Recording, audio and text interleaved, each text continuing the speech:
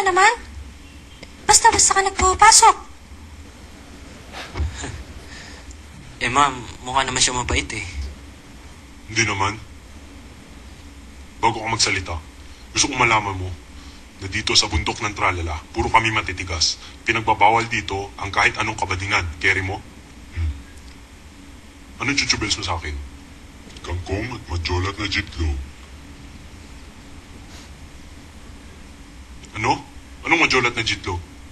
Hindi kita maintindihan. Huwag kang magsasalita ng bakla. Hindi nakakaintindihan, mister ko. Anech, wish mo ko magets? Natural, tigasin yan. Kita naman sa apps, di ba? Okay lang, okay lang. Kaibigan, usap tayo. Alam mo, kung ako sa'yo, iwan ko na yung jowa mo. Over eh. Majoray na, Hitler to death pa. Detach ka lang sa buyoking amo. Detach nga, givenchy ka niya again ng gift. This time, kangkong at majolat na chitlog. Ang dami na nga niya na ipadala sa'yo. Ang hinihingi lang naman niya ay mag-eyeball kayong duwa. Doon sa dalampasigan, para daw sweet.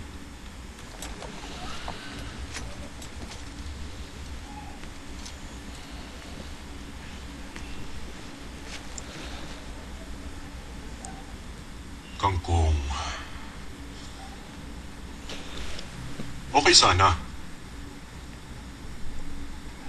Ang sweet nga eh. Kaso, wala ka bang chocolate dyan?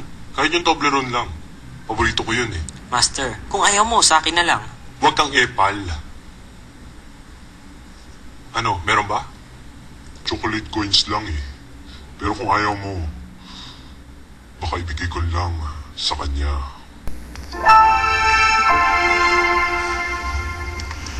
Ang sweet talaga niya. Be calm, girl. Baka mahalata lang kinikilig ka. Hindi mo pwedeng tanggapin yan.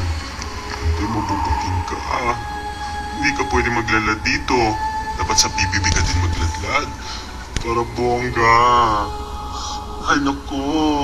Huwag niyo akong titingnan ng ganyan. Nape-pressure ang lola niyo. Ay, lalong-lalo na kayo mga cute little boys. At ang bruha. Miss niya knows na si Samson. Delilah pala. Ay! Alam ko na. I have an idea.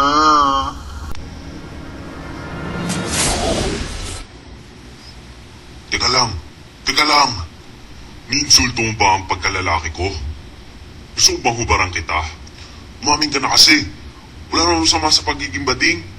Hindi mo ba alam na halos maiyak na ako sa kaka-sit-ups?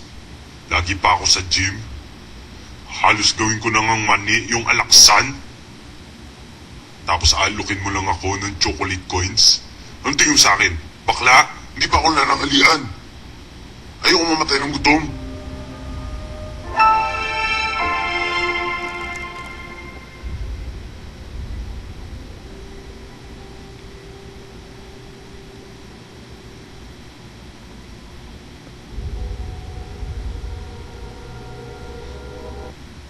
Bakla?